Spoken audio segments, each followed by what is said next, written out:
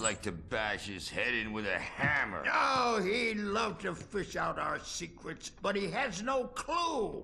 He's not crazy enough. Not crazy like us, Sonny. Yeah! Being crazy's a requirement, Sonny. Who else could understand the world when it's like this? It takes crazy to know crazy. That's the sanest thing I've heard in a while. Zane! You're all right, Tom. Hey, we like him, don't we, bro? He's got to go to the farm. The Anderson Farm. Valhalla! We wrote it all down, lest we'd forget. A crash course. All you need to know to get your head right. You need to find the message. Here, Sonny, here's something for you. Gave me a rash, but I kept it safe from these bastards. Zane could feel the poems, taking form, shaping things.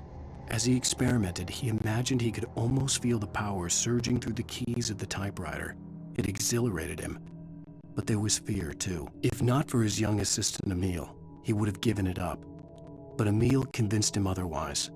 He, too, had a way with words. My head was clearing up, or according to Hartman, I was sinking back into the fantasy. I was convinced he was lying to me. About everything. Crazy or not, the Andersons made more sense.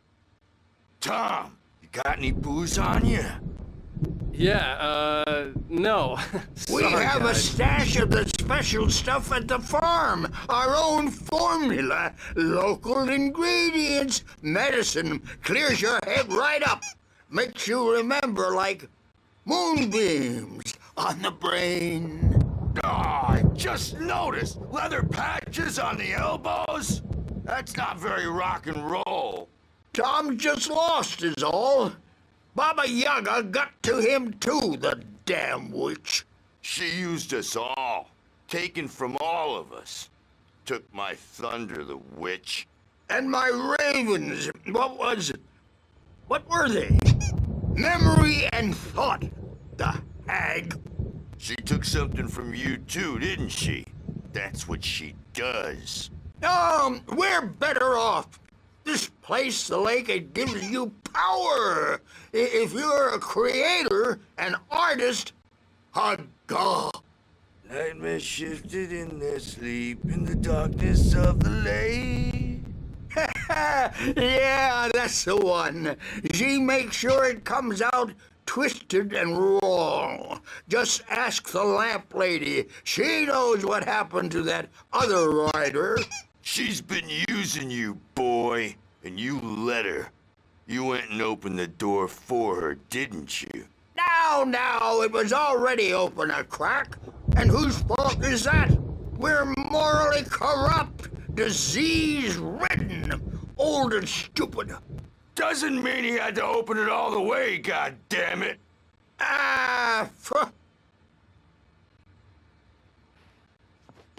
So tired.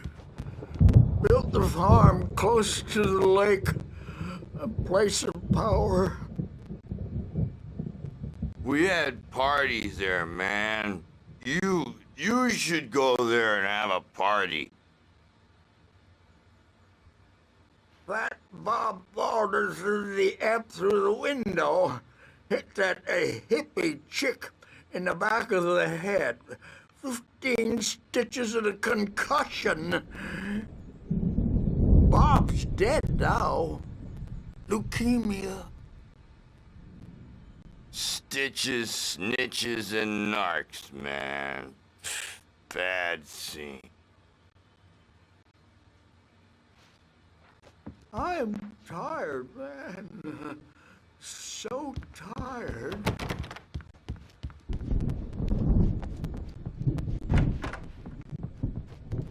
Get on it now. Yeah, good thing he's not overreacting or anything. Well, he's the boss. I may need a hand here later on, Birch. The storm's bound to make you-know-who jumpy. You know how they get. Gotcha. The doc's got me looking after Wake here, but holler if they get too rowdy. I'll do that, Birch. Hey, Wake, why don't you humor Dr. Hartman and give the writing a shot, huh? Typewriter's in your room. You can get to your room by those stairs, Wake. My nightmare is the publisher people who want to make a contribution so they can say they made a contribution, and then we end up with mullets in there because they think mullets are funny, but it wasn't supposed to be about mullets, and now it's about mullets. And when it's in slow motion, they call it mullet time because the numbers came back from marketing that mullet time is the hook we needed to go big in the target demographic. And they're not even kidding. They say it all like serial killers with straight faces and smiles. My nightmare is the writers who want to make everything from the characters to the toasters talk all the time. Hartman wanted me to write. I knew I couldn't, but I figured I should just play along for now. It was the only thing I could do with Nurse Birch watching me like a hawk. Because they're not scared of me, and everyone should just shut up. Shut up. Shut up. But I don't see nightmares anymore because I'm too scary for them. I take 2 pills every morning, and 1 with every meal, and 4 when I go to bed. And that makes me the scariest nightmare of all.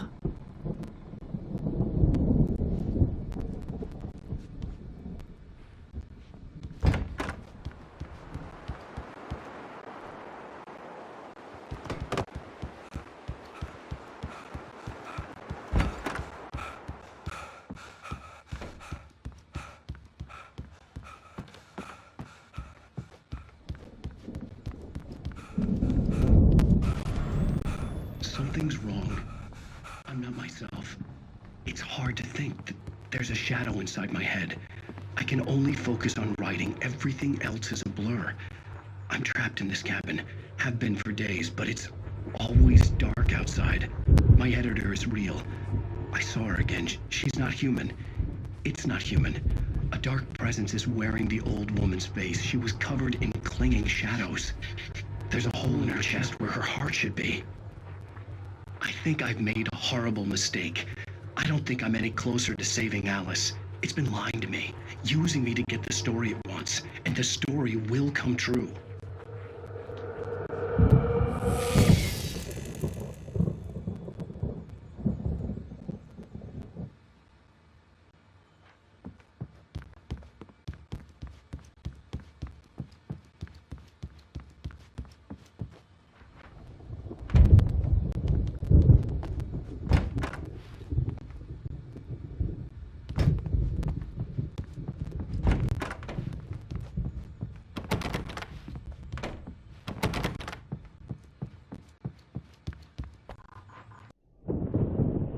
The white glare of the blank page in front of me hurt my eyes.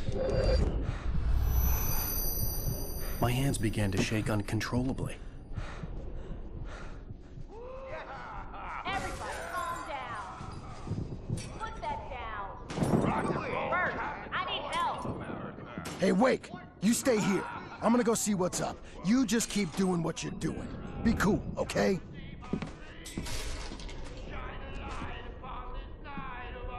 I didn't know what the chaos was all about, but it could be my only chance of getting out of here. Where the hell did he get a damn hammer? I don't know. Here's a friendly poke from Mjolnir, wench. Oh, afraid of the crazy brothers, are ya? Not so weak now, are we? Hartman kept talking, giving Barry the grand tour, clearly proud of the place. He went on and on about his hunting trophies, and Barry was impressed. But he was here on business. He raised his voice, cut through the monologue. Hey, Hartman, where's Al? Hartman stopped in mid-sentence, annoyed at the interruption. He nodded at the hulking orderly standing nearby. The man smiled and clapped a practiced hand on Barry's shoulder. Well, things are unraveling fast, aren't they? Ha ha! Nah!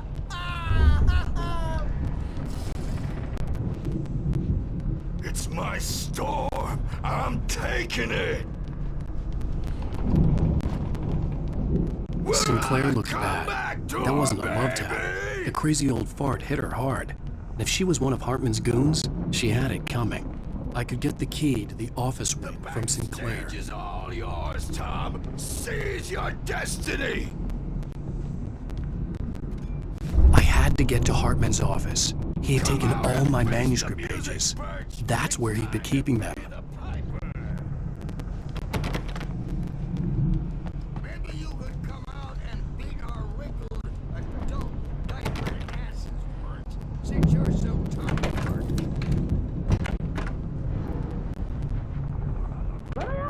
The photo on the wall caught my attention.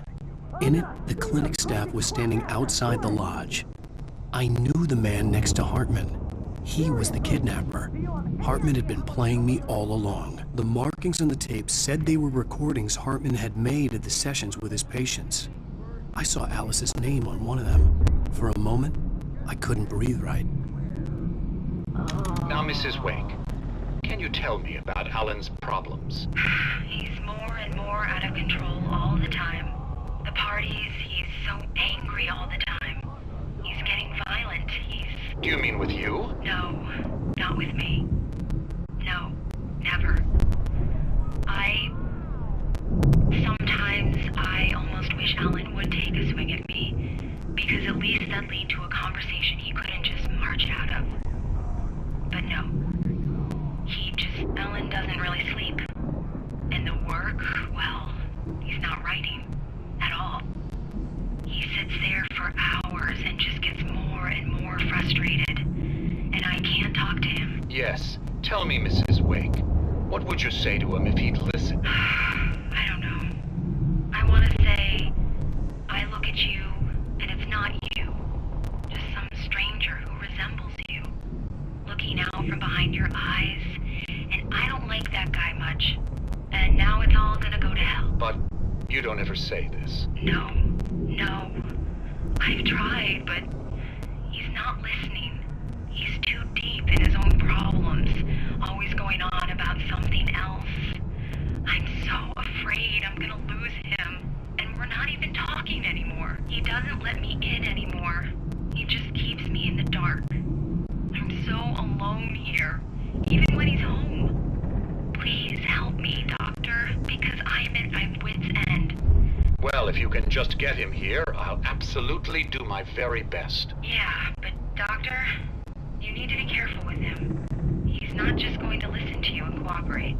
He's the most stubborn man I've ever met. Well, I'll be sure to bear that in mind. Hearing her voice, what she was saying made me happy and sick and guilty all at once. Worst of all, I recognized the words. The phone call from her. It had been a cut-up of this. Just a recording. Rudolph Lane's case is interesting. He was completely blocked, and frankly, I was about to discard him as useless. However, once Wake arrived and started writing, something changed in Rudolph. He's producing extraordinary work, increasingly dark pieces. Unfortunately, he doesn't respond to direction at all, and it's my belief that he's not so much a creator as an illustrator, perhaps, a recorder of sorts. I hadn't considered the existence of such a role before, let alone its implications, but the paintings he has produced are informative. At least he's easily controlled and useful. I wish I could say the same about Wake. It's frustrating that the best subjects are always so damn difficult to deal with. Not buying that. I was tailing Wheeler, and this is the only place he could have gone. That means Wake is probably there too! Agent Nightingale, this is private property, and I will not allow you to disturb my patients. Yeah? I can get a warrant. How would your fragile little patients like that? Oh, I'm thoroughly intimidated by your mighty authority now, Agent. Listen, you smug snob. How would you like it if I busted through this gate and knocked you around a little? Agent Nightingale, first of all, I'm recording this conversation, so you might want to watch what you say. Secondly, you're not dealing with a hick now. I know the law, and if you can get a judge to grant a warrant, I'll be glad to cooperate. But you won't get one. Be advised that any further communications with me are to be made through my lawyer. I don't believe this. Good day, Agent. Yeah.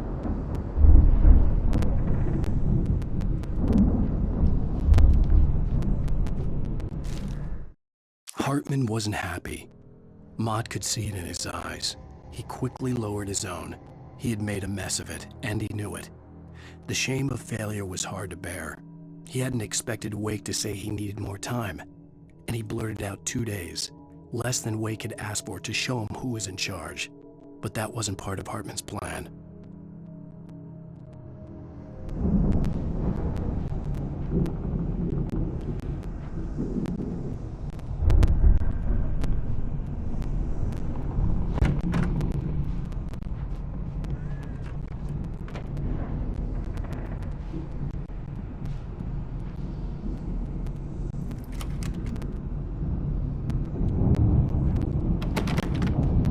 Barry? Ow! About time! Barry! Man, am I glad to see you. We need to get to Hartman's office. It's right next door. You'll...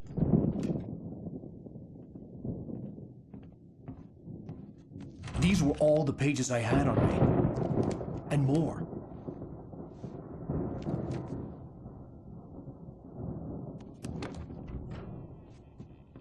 Alan, please. You're sliding back into the... Tell me one more lie and I'll shoot you in the face. Ah, well, it was worth a shot. Really, Wake, come on. Let's work together on this. You have no idea... Hartman, shut up! Barry, get out of here. I'll catch up with you. Get a car. Oh, Al, let's just... Go! Wake, listen to me. This is a mistake. Don't you see? Together we can create something absolutely wonderful. With your ability and mine.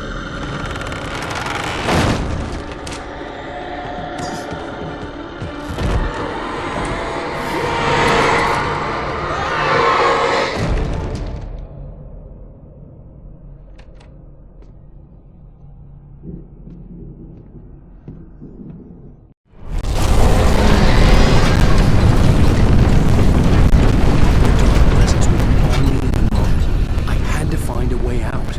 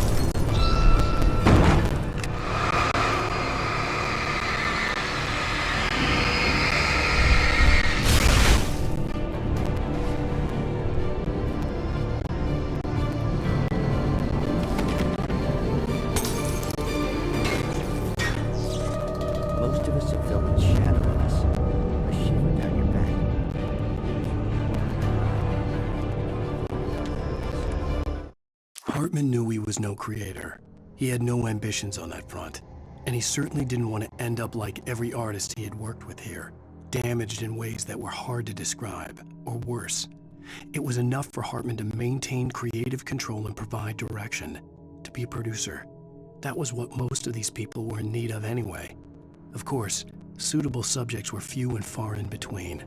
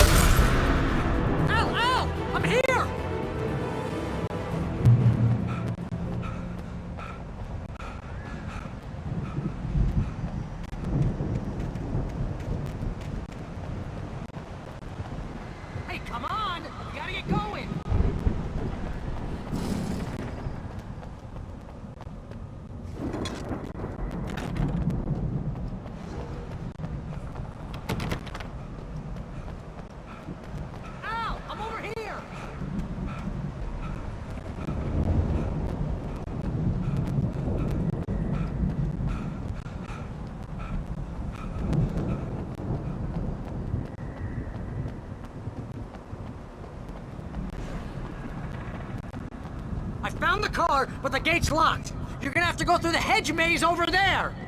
Barry, I don't have a light. Take this, Al.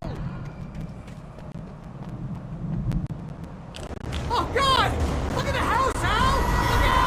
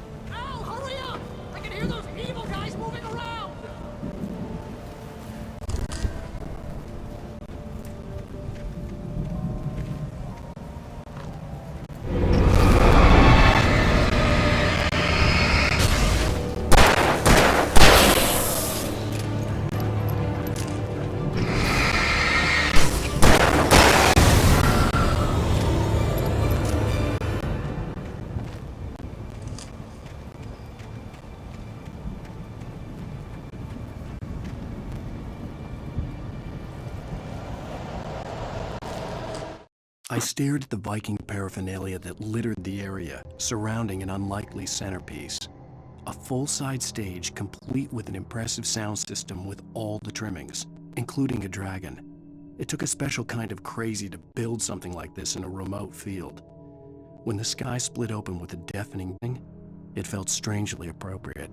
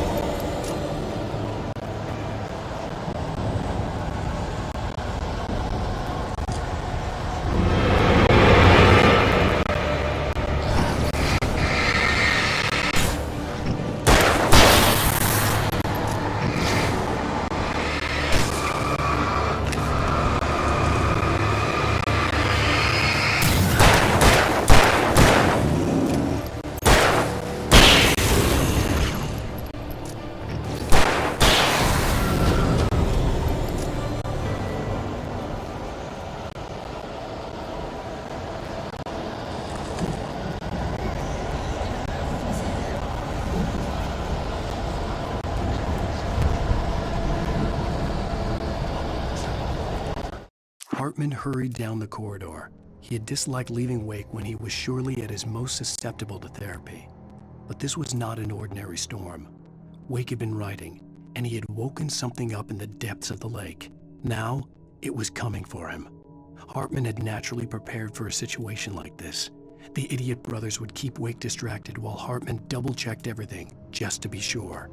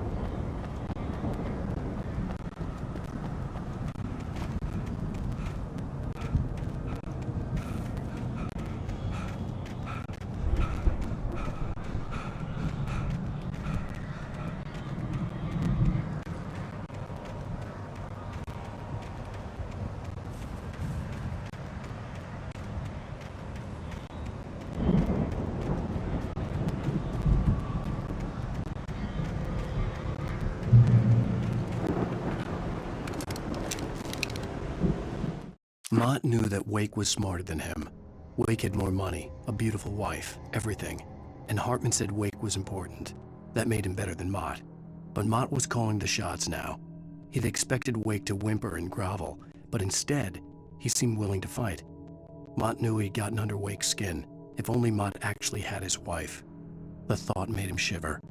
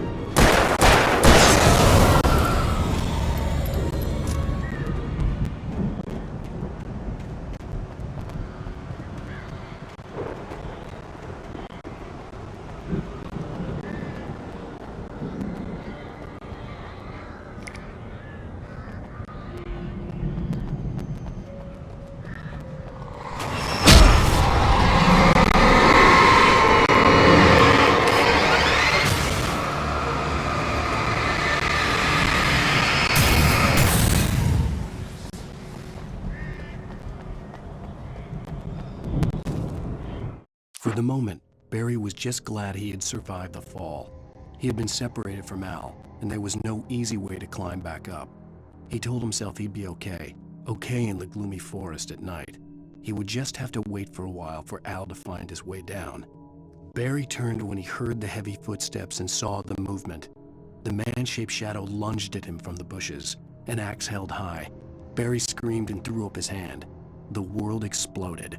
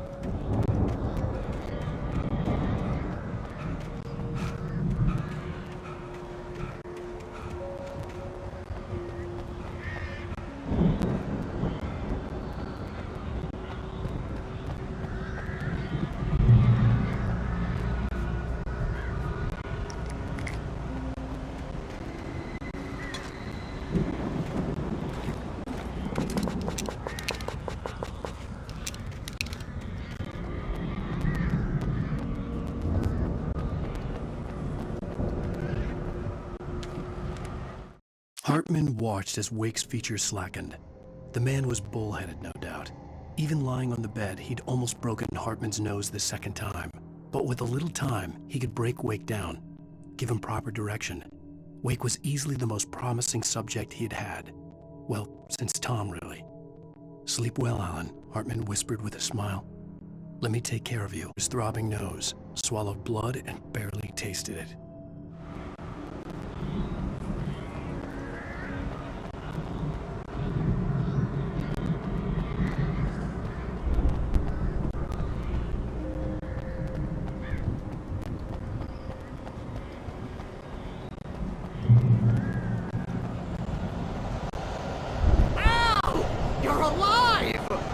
let's get out of here. Can you open this gate? Maybe. Barry! Well, I slammed it shut when the nasty showed up, and the key fits kind of loose in the lock, so, Barry! I'll find it! Don't worry about it!